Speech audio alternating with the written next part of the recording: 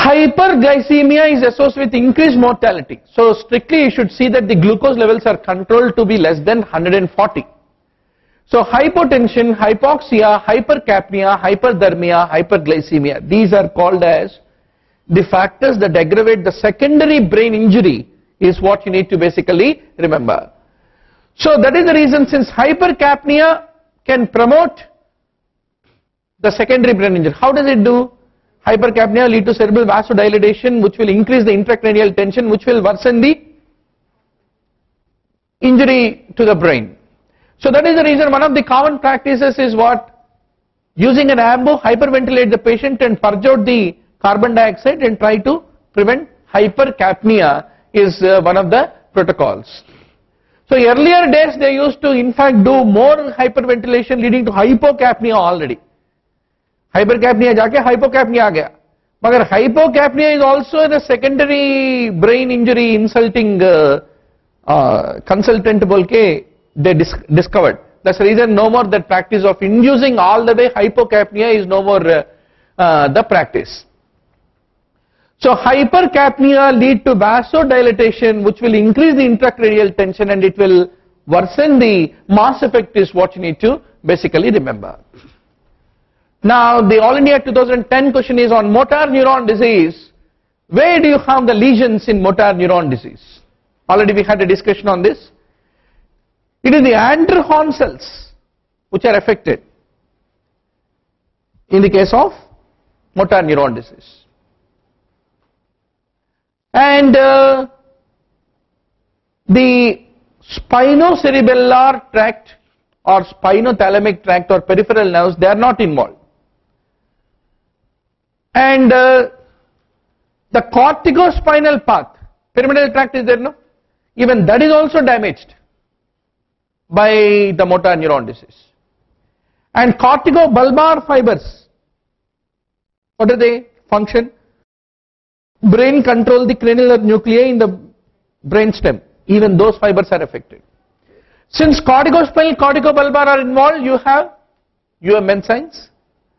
And since Andrehorn cells are involved, you have the LMN signs. But you have LMN features in upper limb and UMN features in the lower limb is what you need to basically understand. If both UMN and LMN involved, you call the same condition as amyotrophic lateral sclerosis. UMN only is involved, you call primary lateral sclerosis, and LMN only you call it as progressive spinomuscular atrophy is the name which is being given. Now what are the important features about Guillain-Barré syndrome was the question of All India 2010. Topics will be the same. Repeat. You have a flaccid paralysis, ascending paralysis, albino-cytological dissociation, but not a definite sensory level. Now let us talk about definite sensory level का मतलब क्या है? एक pin पकड़ेगा neurologist, महसूस हो रहे, साहब यहाँ नहीं महसूस हो रहे. Then you will, oh अच्छा, pain is stopping at this level. Below that level pain is felt, above that level pain is not felt. Got me? That means there is a definite sensory level. Suppose if you are unable to identify at a particular dermatome the pain sensation below that is not present but above that is absent, if you are not able to pinpoint, then there is no definite sensory level. Now comes the question, in which conditions you have definite sensory level? There is an entity called transverse myelitis. What is the meaning of it? बुखार हो गया, वो virus के infection के वजह से पूरा spinal cord through and through at a particular dermatomal level got inflamed. So below that level the sensation, I mean at that particular level you can be able to pinpoint A level पे है transverse myelitis.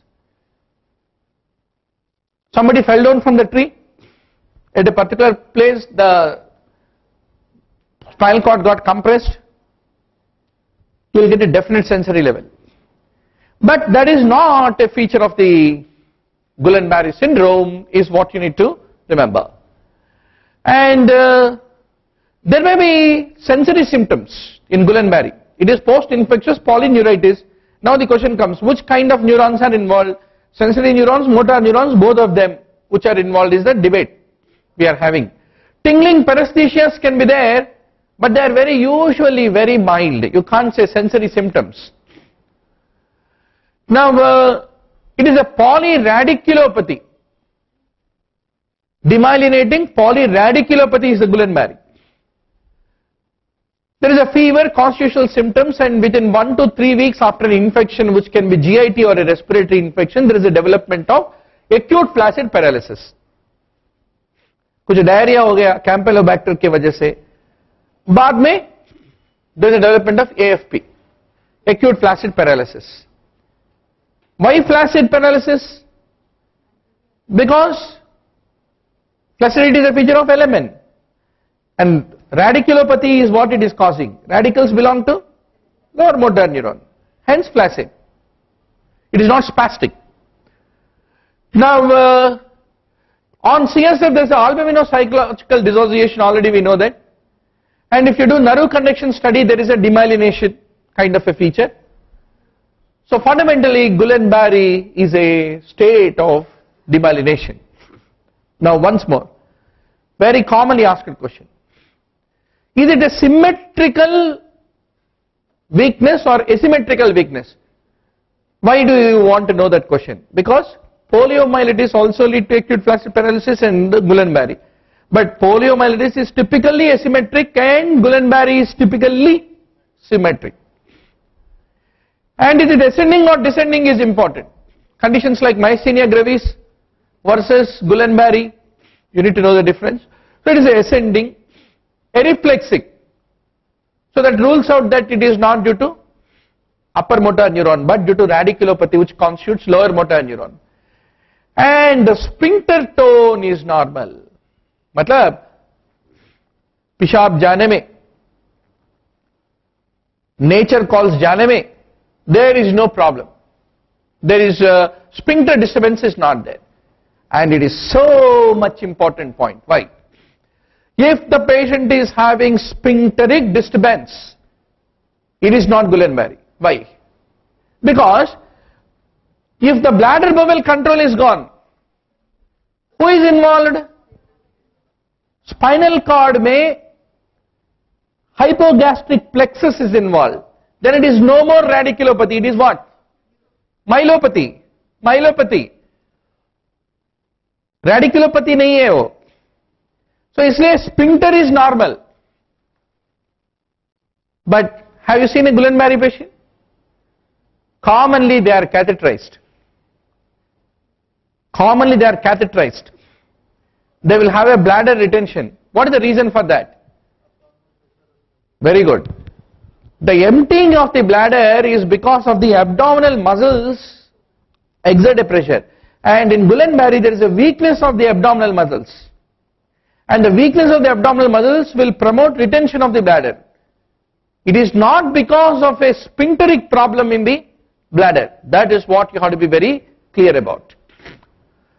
Then facial nerves and cranial nerves sometimes may be involved in the variant of, in one of the variant forms of Guillain-Barré. And bulbar muscles may be involved with the difficulty in swallowing and speech. And life-threatening respiratory paralysis can occur, which may make the person to go into ventilatory support. So that is a problem of Guillain-Barré. And objective sensory loss is not found. If it is found, you have to revise your diagnosis. Bladder dysfunction is uncommon. If at all there is a bladder disturbance very early, then you need to revise your diagnosis. Then autonomic involvement can occur. With the loss of the vasomotor control with the cardiac dysarrhythmias, anything can occur in the Guillain-Barré. What is the treatment for Guillain-Barré? Plasmapheresis. Plasmapheresis के लिए क्या करना पड़ेगा? 2 litre plasma निकाल के clean करके 2 litre और you need to push it back. In a person with autonomic dysfunction, to extract 2 liters of plasma and control the pressures, don't you think it is challenging? That is the whole challenge of doing plasmapheresis in GBS. In Guillain-Barré syndrome, since suppose if I remove plasma, all vessels will constrict and maintain BP, normal person में. अगर autonomic dysfunction हो गए तो, when vessels need to contract, they won't. And BP may suddenly fall down very acutely. So plasmapheresis in Guillain-Barré may, already if autonomic neuropathy developed, it is a true challenge as a clinician. Now what is the prognosis? Unremarkable recovery is what you find. 85% of them fully functional recovery within few weeks. Intravenous immunoglobulin or plasmapheresis you can initiate as early as possible. There is not much of role of glucocorticoids. Unlike in CIDP, chronic inflammatory demyelinating polyneuropathy definitely will respond. Where do you see thymoma? 2008 All India question, myasthenia gravis. 30% of patients with thymoma has myasthenia, and 75% of the patients will already with myasthenia show some thymic abnormality. That's what we need to basically appreciate. And if you do thymectomy, it will improve the patients. 85% of the patients with myasthenia, their myasthenia will definitely improve. And even if thymus में abnormality नहीं है तो भी फिर भी thymectomy करो. That is the recommendation. So what is the treatment recommendation for thymectomy in myasthenia is the question. If already thymoma is there, do thymectomy. If the thymoma is not there, still do thymectomy, especially between the ages of 13 to 55. So you should know what are the contraindications for doing thymectomy. Children less than puberty, elderly more than 55, or if there is a localized myasthenia, or if there is MuSK antibodies, MuSK antibodies in myasthenia gravis, it becomes a contraindication. Dying back neuropathy. किसके ऊपर मर रहे nerves? So let us talk about causes of dying back neuropathy. Mainly, doctor, there are 2 types of neuropathy. एक अंदर से copper wire जा रहा है, ऊपर से plastic wire है. That's how our body is made up of. So axonal degeneration or demyelination are the only 2 ways by which nerves can become broken. So the neuropathy associated with the axonal degeneration is basically called dying back neuropathy, because the degeneration of the nerve will proceed from distal towards proximal end, is what we need to identify. The one which you see in diabetes, porphyria, arsenic, they are all examples of axonal degeneration with a dying back pattern of neuropathy. Now this is the neuron, neuron with an axon going and supplying the muscle, doctor, normal. Then if there is any injury, Wallerian degeneration is there, then it will go back and lead to central chromatolysis and the muscle will become typically atrophied. This is like an LMN lesion. Whereas this is an example of a segmental demyelination, and in this the axon is not degenerated nor the muscle has lost its girth. So if you are having a demyelinating neuropathy, muscle won't show that atrophic feature. Then finally you have an axonal dying back neuropathy where both the cell body will show degeneration and also the muscle will show atrophy. NEET 2013, 14, 15, 16. Every year one question will come. One diagram is given to you looking at the muscle girth and the axon status. You must be able to decide which type of neuropathy, Wallerian degeneration or axonal or demyelinative neuropathy is what you have to be very sure. Then whenever demyelination is there, if you do the electric conduction study, then it will show the conduction block. Now what are the causes of meningitis in elderly people? Favorite question of the examiner. Out of all, it is the bacterial meningitis is more common. Within the bacteria, it is the streptococcus pneumonia, which is the most common, is what you have to basically appreciate.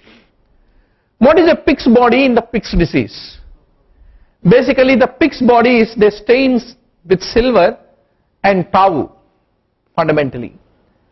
So, what are the different protein aggregates which can lead to degenerative brain disorders? Let's talk about it. Tau protein problem are tauopathies. Pick's disease, supranuclear palsy, CBD, frontotemporal dementia, FTD, they're all fundamentally tauopathies. Then alpha-synuclein abnormalities called synucleopathies. Parkinsonism, Scheidegger, etc. they're all. Then amyloid betapathies. They are typically Alzheimer's and amyloid angiopathies. I leave to you a small list. You like it or don't like it, you have to read it.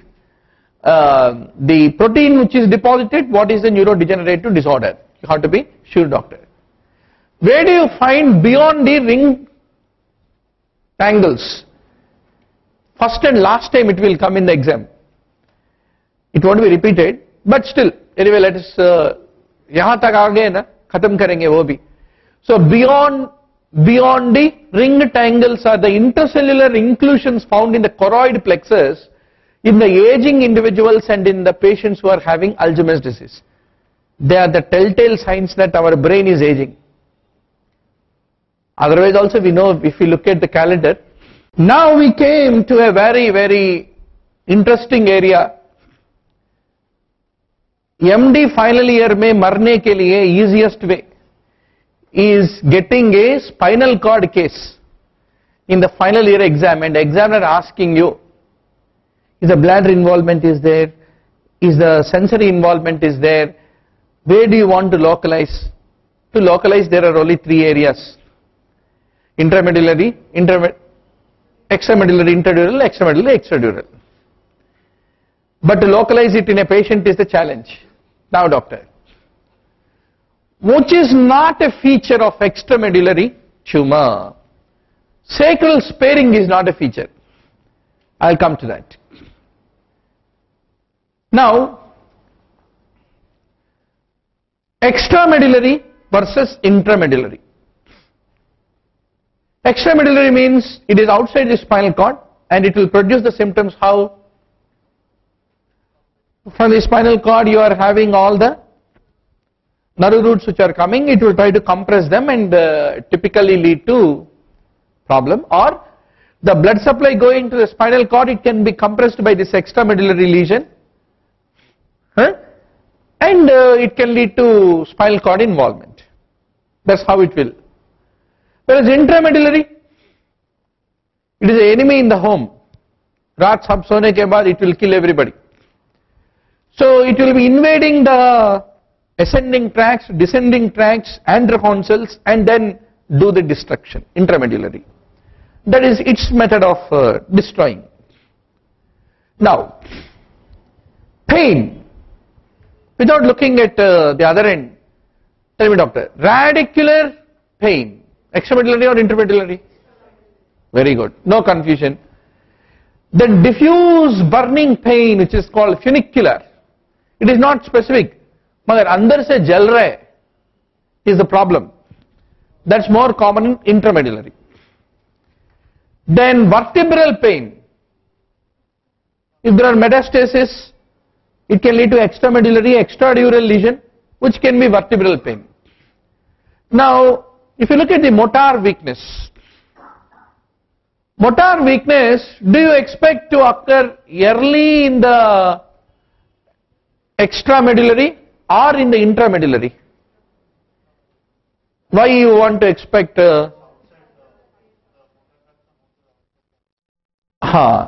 It all depends on the somatotopic organization of the ascending and descending tracts in the spinal cord if you take a cross section. Now let us take a cross section and look into it. But before that, one more point. Lower extremity is involved earlier than upper extremity in extramedullary, whereas upper extremity is involved earlier than the lower extremity in intramedullary. Now, if you take the cut section, for the involvement of the motor weakness, doctor, we are talking about corticospinal tract. The fibers which come from the leg are more peripheral and the fibers that come from the arm are more inside. So extramedullary will compress the fibers which are more outer. Hence, the leg involvement, lower extremity involvement is earlier in case of extramedullary, because pyramidal tracts which are supplying the lower limb are more peripheral and upper extremity is inside. This no doubt, pakka, you will answer it in the tomorrow's exam. Then sacral sensation. Sacrum sensation का मतलब क्या है? Pain temperature in the sacral area. We are talking about which tract? Spinothalamic tract. Let us look at the spinothalamic tract, how the fibers are. Sacral fibers are more peripheral and cervical fibers are more central. So that is the reason in extramedullary lesions, the sacral fibers will be nicely compressed. So that is the reason there is no sacral sparing. Sacral fibers are involved. Sacral area mein pain and temperature, everything is involved. Whereas in intramedullary lesion, the sacral fibers are very peripheral. That is the reason they may be spared. Unless the central lesion has grown big until it reaches the periphery, it won't be involved. So sacral sparing is a feature of intramedullary lesion is what you have to basically remember. Paresthesias, they are more common in if it is extramedullary or intramedullary. Paresthesias are more to do with sensory tract. Sensory pathway can get affected, the lateral spinothalamic tract and etc. They are more often affected in the intramedullary. And in the intramedullary, however, the spinothalamic tract fibers are typically located. Cervical more closer, sacral last. That's the reason. First paresthesias, burning sensation will be there in the upper limb, baad mein trunk, baad mein lastly it will come down. Whereas in the case of extramedullary, it is less common. Even if it is there, it is of ascending progression. You agree with me? Now dissociative anesthesia, intramedullary, because central canal expand ho gaye, so it will affect the spinothalamic. Lermit sign. Lermit sign, if you bend forward, there is electrical sensation because the radical involvement. Radicals can get affected more in extramedullary. So Lermit is more common in extramedullary. Then autonomic bowel and bladder involvement will be typically found in the case of intramedullary. Because bowel and bladder are more associated with the hypogastric plexus of nerves which are located within the cord. So that is the reason early with the conus and cauda lesions in intramedullary, not in the extramedullary. Then CSF proteins are usually normal in intramedullary. CSF proteins are markedly raised if it is a extradural region and it is raised in the intradural extramedullary lesions. Why? Because between dura, arachnoid, paya, which is outermost? Jura, right? Subarachnoid means where is it located? CSF is flowing in the subarachnoid space. So it is internal to dura, right? So rise of the CSF protein has more to do with the CSF circulation, which can get more often affected if it is an extramedullary lesion than a intramedullary lesion. So that's the idea. Then if you take the myelogram, if it is extramedullary, if it is an intradural tumor, there is a meniscus sign, extradural tumor, there is a brush border sign. But myelogram is not that frequently done now. We should start talking about MRI, FLAIR images, etc. So this is a typical contrast enhanced T1 weighted image where you can see a homogeneous enhancement of the inferior portion of the expanded cord from C5 to T1 in a intramedullary lesion is what you need to remember. Then a bony change in the vertebral disc involvement, etc. is seen in extramedullary, not in intramedullary. So that concludes the story of extra intramedullary के बीच में फर्क क्या है. Now, once more All India 2008 question. Cauda equina syndrome and conus medullaris syndrome are the two kinds of presentation of the spinal cord compression. How do you differentiate and distinguish between the two? What is meant by conus, doctor? Until this L1 spinal cord is ending, you call it as conus. After that, whatever the tail which comes out of it is all the cauda equina. So now let us look into the differences. In conus medullaris, what is involved? The sacral part of the spinal cord is involved and lumbosacral nerve roots are involved. Whereas in cauda equina, only the lumbosacral nerve roots alone are involved. That's the only difference. Since spinal cord is involved in conus, spinal cord is LMN or UMN? Both. Since Andrehorn cells are there, it is LMN, and since corticospinal pathway is there, it is UMN. You may have both. But in cauda equina, you will only have LMN. So UMN plus LMN is what you have in conus, but LMN alone in case of cauda equina. So Babinski will be positive in conus, and tendon reflexes, if you look at, only the ankle reflex will show LMN kind of a reflexia. Why? Ankle reflex ka root value is S1. And in case of conus, what is involved? Sacral spinal cord and lumbosacral nerve roots. So that is the reason when nerve roots are involved, you may have ankle jerk lost. But the knee reflex will not be affected in the conus because knee reflex is L2 or L3. Okay. So those Andrehorn cells are not in the conus area, Andrehorn cells, and those radicals are also not involved in conus, but they are involved in cauda equina. Hence you have both knee and ankle, but only ankle will show a reflexia, that is element type of a compression in case of the conus, because conus may not only cord but also sacral fibers of S1 also are typically involved. If you look at pain,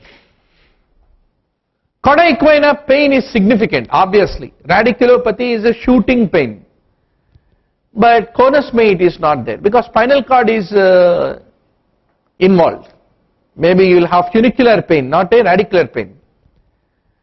Then conus, whenever there is a compression on the terminal part of the spinal cord, the compressing mass that cannot differentiate where is the right part of it or left part of the conus. Hence it is bilateral and symmetric. Whereas what is compressed in cauda equina? Those radicals. So left side radicals may be compressed by the meningioma or neurofibroma separately from that of the right side radical. So it will be unilateral and asymmetric. And cauda equina is typically radicular in type, is what we need to appreciate. Now if you look at the sensory deficits, saddle distribution, saddle area may, what are the dermatomes involved? S1, S2, S3, doctor? So that is the reason saddle distribution is a feature of both of them. Sacral fibers are involved in both of them. But it is bilaterally and symmetric in case of conus, unilateral asymmetric in cauda, and dissociate sensory loss may be seen in conus because that compression may only compress pain and temperature. sparing the dorsal columns because compression has not grown that significantly, compressing the posterior fibers. Whereas there is no dissociation. Cauda equina S1, S2, S3, S4 बाहर निकलने के बाद उसको दबा रहे, तो it doesn't spare, it will involve temperature, dorsal column, everything. Then motor loss is similarly symmetric in conus. Atrophy may be there. When will it be there? If the element part of it is involved. And motor loss is much more marked in cauda equina because radicals which are carrying the motor fibers are basically involved. Then bladder involvement is more early and marked in conus but late and less marked in cauda equina. Understandable. Trophic changes are much more common in conus because conus involves the lateral spinothalamic tract carrying pain and temperature. अगर उसको perception चले गए तो, of course you may say that even cauda equina is also involved. For everything there will be no reason. So there are the exceptions in the game. There may be a reason, but I could not really bring that reason to the table. Now, ejaculation, erection, all these autonomic functions like bladder and bowel, involvement is in conus. And conus can be sudden and bilateral, whereas cauda equina, a neurofibroma will be slowly growing and invading the cauda equina. So, it is gradual and unilateral is what you need to appreciate.